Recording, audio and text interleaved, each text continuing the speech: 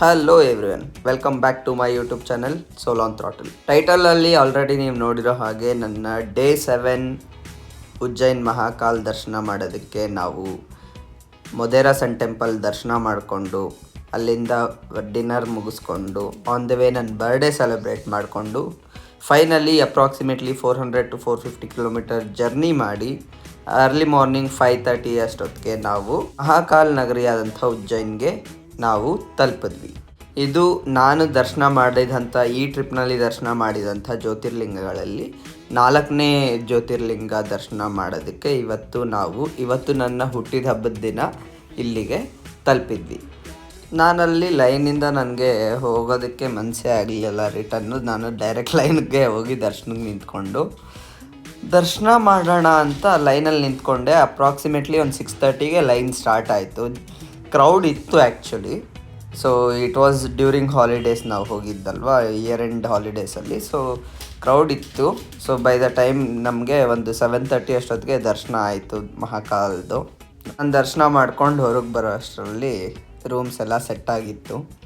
ಅಲ್ಲೇ ದೇವಸ್ಥಾನದ ಪಕ್ಕದ ರೋಡಲ್ಲೇ ರೂಮ್ಸ್ ತೊಗೊಂಡಿದ್ವಿ. ಹಾಗೆ ಫ್ರೆಶ್ ಅಪ್ ಆಗಿ ವಿ ಕಂಟಿನ್ಯೂಡ್ ಅವರ್ ಉಜ್ಜಯಿನಿ ದರ್ಶನ. ರೂಮಿಂದ ಫ್ರೆಶ್ ಅಪ್ ಆಗಿ ಬಂದಿದ್ದಂಥ ಮೊದಲನೇ ಪ್ಲೇಸ್ ಬಂದು ಶ್ರೀರಾಮ್ ಘಾಟ್ ಅಂತ.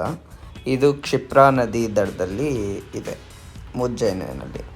ಉಜ್ಜಯಿನಿನಲ್ಲಿ ಬರೀ ಮಹಾಕಾಲ್ ದೇವಸ್ಥಾನ ಅಲ್ಲದೇ ಮತ್ತು ಹಲವಾರು ದೇವಸ್ಥಾನಗಳಿದೆ. ಆ್ಯಂಡ್ ಎಲ್ಲನೂ ಹೋಗಲೇಬೇಕಾದಂಥ ದೇವಸ್ಥಾನಗಳು. ಅದರಲ್ಲಿ ಮೇಯ್ನಾಗಿ 2 ಶಕ್ತಿಪೀಠ ಇದೆ. ಹಾಗೆ ಮಹಾಕಾಲ್ ಅಲ್ಲದೇ ಕಾಲಭೈರವನ ದೇವಸ್ಥಾನ ಇದೆ. ಸೊ ಈ ರೀತಿ ತುಂಬ ಪ್ಲೇಸಸ್ ಇತ್ತು ನೋಡೋದಕ್ಕೆ. ನಾವು ಮೊದಲು ಹೋಗಿದ್ದೆ ಹರಸಿದ್ಧಿ ಮಾತಾ ಮಂದಿರ. ಇಲ್ಲಿ ಹರಸಿದ್ಧಿ ಮಾತಾ ಶಕ್ತಿಪೀಠ ಇದು. ಸೊ ಈ ಶಕ್ತಿಪೀಠದ ದರ್ಶನ ಮಾಡಿಕೊಂಡು ಹಾಗೆ ಕಾರ್ಕೋಟಕೇಶ್ವರ, ಚಿಂತಾಹರಣ ಗಣೇಶ ಇವೆಲ್ಲ ಒಂದೇ ಕಾರಿಡಾರಲ್ಲಿದೆ. ಸೊ ಅದನ್ನೆಲ್ಲ ದರ್ಶನ ಮಾಡ್ಕೊಂಡು ನಾವು ನೆಕ್ಸ್ಟ್ ಹೋಗಿದಂಥ ಪ್ಲೇಸೇ ಕಾಲಭೈರವನ್ನ ದರ್ಶನ ಮಾಡೋಣ ಅಂತ ಹೊರಟ್ವಿ. ಸೊ ಅಲ್ಲಿಗೆ ಹೋಗೋದಕ್ಕೆ ಫುಲ್ಲು ಟ್ರಾಫಿಕ್ ಜಾಮ್ ಇತ್ತು. ನಾವು ಅಲ್ಲೇ ಶೇರ್ ಆಟೋ ಹೈರ್ ಮಾಡಿಕೊಂಡು ಒಂದು 5-6 ಕಿಲೋಮೀಟರ್ ಏನೋ ಹೋಗಬೇಕಾಗಿತ್ತು. ಹಾಗೆ ಟ್ರಾಫಿಕ್ ಜಾಮ್ ತುಂಬ ಇತ್ತು. ಹಾಗೆ ಇಯರ್ ಎಂಡ್ ಆಗಿರೋದ್ರಿಂದ ಕ್ರೌಡ್ ಕೂಡ ತುಂಬ ಜಾಸ್ತಿ ಇತ್ತು ಕಾಲಭೈರವನ ದರ್ಶನ ಮಾಡೋದಕ್ಕೆ. ಕಾಲಭೈರವನ ದೇವಸ್ಥಾನದ ಬಗ್ಗೆ ಹೇಳಬೇಕು ಅನ್ನೋದಾದರೆ, ನಾವು ಉಜ್ಜಯಿನಿಗೆ ಬಂದಿರೋವಂಥದ್ದು ಯಾತ್ರೆ ಕಂಪ್ಲೀಟ್ ಆಗಬೇಕು ಅನ್ನೋದಾದರೆ ನಾವು ಕಾಲಭೈರವನ ದರ್ಶನ ಮಾಡಿ ಒಂದು ಅಟೆಂಡೆನ್ಸ್ ಹಾಕಬೇಕು ಅನ್ನೋಂಥದ್ದು ಇಲ್ಲಿ ಪ್ರತೀತಿ. ಸೊ ನಾವು ಕಾಲಭೈರವನ ದರ್ಶನ ಮಾಡಿ ಹಾಗೆ ಮಹಾಕಾಲ್ ದರ್ಶನ ಮಾಡಬೇಕು ಅಂತ ಹೇಳ್ತಾರೆ.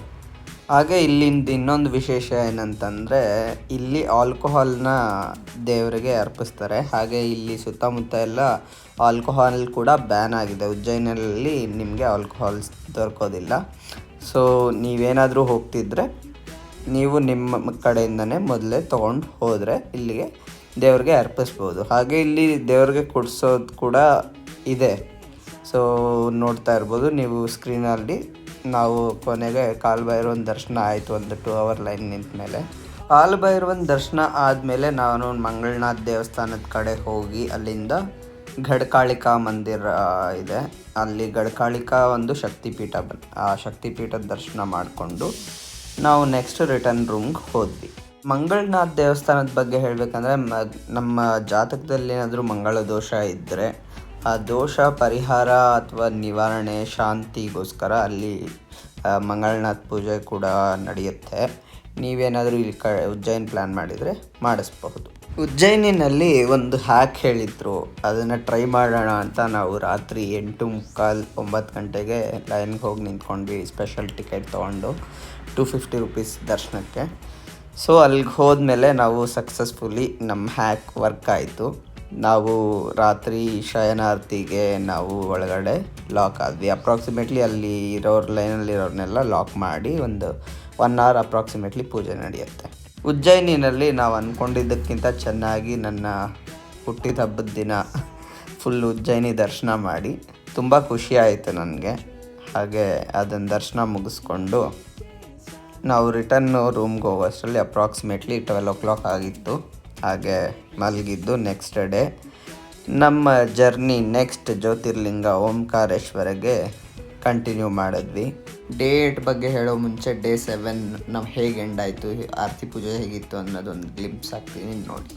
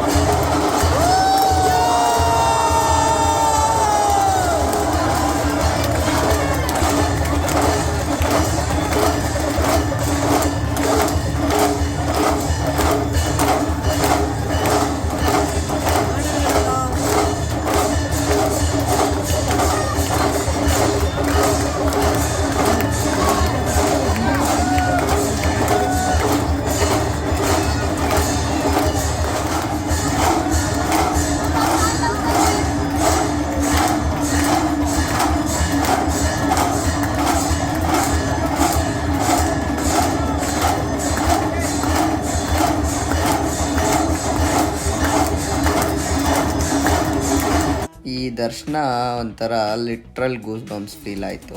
ಈ ದರ್ಶನ ಮುಗಿಸ್ಕೊಂಡು ನಾವು ನೈಟ್ ಸ್ಟೇ ಮಾಡಿ ಡೇ 8 ಜರ್ನಿ ಕಂಟಿನ್ಯೂ ಮಾಡಿದ್ವಿ ಟುವರ್ಡ್ಸ್ ಓಂಕಾರೇಶ್ವರ್. ಅಲ್ಲಿಗೆ ರೀಚ್ ಆಗೋಷ್ಟರಲ್ಲಿ ನೆಕ್ಸ್ಟ್ ಈವ್ನಿಂಗ್ 7 o'clock ಆಗಿತ್ತು. ನಾವಾಗ ಅಲ್ಲಿಗೆ ರೀಚ್ ಆಗಿ ನಾವು ದರ್ಶನಕ್ಕೆ ಹೋಗೋಣ ಅನ್ನೋ ಅಷ್ಟರಲ್ಲಿ ಅಪ್ರಾಕ್ಸಿಮೇಟ್ಲಿ 8:30 ಆಗಿತ್ತು. ಯಾರು ಕೇಳಿದ್ರೂ ದರ್ಶನ ಪಾಸಿಬಲ್ಲೇ ಇಲ್ಲ ಅಂತ ಇದ್ದರು. ಈ ಟ್ರಿಪ್ನಲ್ಲಿ ನಮ್ಮದು 5ನೇ ಜ್ಯೋತಿರ್ಲಿಂಗ ದರ್ಶನ ಬಂದು ಓಂಕಾರೇಶ್ವರಂದು. ಹಾಗೆ ಇದು ನಮ್ಮ ಟ್ರಿಪ್ನ ಕೊನೆಯ ಡೆಸ್ಟಿನೇಷನ್ ಆಗಿತ್ತು. ಸೊ ಇಲ್ಲಿ ಓಂಕಾರೇಶ್ವರ ಬಂದು ಓಂಕಾರೇಶ್ವರ ದ್ವೀಪದಲ್ಲಿದ್ದಾರೆ. ಈ ದ್ವೀಪ ಬಂದು ನರ್ಮದಾ ನದಿಯಿಂದ ಫಾರ್ಮ್ ಆಗಿರೋವಂಥದ್ದು. ಸೊ ನರ್ಮದಾ ನದಿಯಲ್ಲಿ ಈ ಸಿಗುವಂತಹ ಕಲ್ಲುಗಳು ಶಿವಲಿಂಗ ಆಕಾರದಲ್ಲಿರುತ್ತೆ. ಅದನ್ನು ನರ್ಮದೇಶ್ವರ ಅಂತಾರೆ. ಇಲ್ಲಿ ನೀವೇನಾದರೂ ಹೋಗ್ತಿದ್ರೆ ನಿಮಗೆ ಮನಸ್ಸಿನಲ್ಲಿ ಶ್ರದ್ಧೆ ಇದ್ದು ನಿಮಗೆ ನರ್ಮದೇಶನ ತರಬಹುದು ಅನ್ನೋದಿದ್ದರೆ ನದಿಯಲ್ಲಿ ಹೋಗಿ ನದಿ ಹತ್ರ ಹುಡುಕೊಂಡು ನರ್ಮದೇಶ್ವರ ಯಾವುದೇ ಘಾಟ್ ನರ್ಮದಾ ನದಿ ದಡದಲ್ಲಿರುವಂಥ ಘಾಟಲ್ಲಿ ನರ್ಮದೇಶ್ವರನ ಹುಡುಕೊಂಡು ಕೂಡ ತರಬಹುದು. ಎಲ್ಲರೂ ದರ್ಶನ ಆಗಲ್ಲ ಅಂತ ಹೇಳಿದ್ರು ಇನಿಷಿಯಲಿ. ಬಟ್ ನಾವು ಬಿಡದೆ ಲೈನ್ಗೆ ಹೋಗಿ ನಿಂತ್ಕೊಂಡ್ವಿ. ಹಾಗೆ ದರ್ಶನ ಕೂಡ ಆಯಿತು. ರಾತ್ರಿ 10 ಗಂಟೆ 10:30 ಆಗಿತ್ತು ದರ್ಶನ ಮುಗಿಯೋಷ್ಟರಲ್ಲಿ. ಕೊನೆ ದರ್ಶನ ಅವತ್ತು ತುಂಬ ಕ್ರೌಡ್ ಇದ್ದಿದ್ದರಿಂದ ಪೂಜೆ ಟೈಮ್ ಶಯನಾರ್ತಿ ಟೈಮ್ನ ಎಕ್ಸ್ಟೆಂಡ್ ಮಾಡಿ ದರ್ಶನ ಮಾಡೋದಕ್ಕೆ ಅವಕಾಶ ಮಾಡಿಕೊಟ್ರು. ಸೊ ಈ ಅವಕಾಶನ ಉಪಯೋಗಿಸ್ಕೊಂಡು ನಾವು ದರ್ಶನ ಮಾಡಿ ಚೆನ್ನಾಗಿ ದರ್ಶನ ಆದ ಮೇಲೆ ನಾವು ರಿಟರ್ನ್ ಜರ್ನಿನ ಸ್ಟಾರ್ಟ್ ಮಾಡಿದ್ವಿ. ಅಪ್ರಾಕ್ಸಿಮೇಟ್ಲಿ ನಮಗೆ ಮ್ಯಾಪಲ್ಲಿ ತೋರಿಸ್ತಿದ್ದ ಪ್ರಕಾರ ನಾವು ಕಂಟಿನ್ಯೂಸ್ ಜರ್ನಿ ಮಾಡಿದ್ರೆ ಅರೌಂಡ್ 24 hours to 26 hours ಬೇಕು ರಿಟರ್ನ್ ರೀಚ್ ಆಗೋದಕ್ಕೆ ಅಂತ. ಸೊ ಈ ಜರ್ನಿನ ನಾವು ನೈಟು ಊಟ ಮುಗಿಸ್ಕೊಂಡು ಇಲ್ಲಿಂದ 12 ಗಂಟೆಗೆ ಸ್ಟಾರ್ಟ್ ಮಾಡಿದ್ವಿ.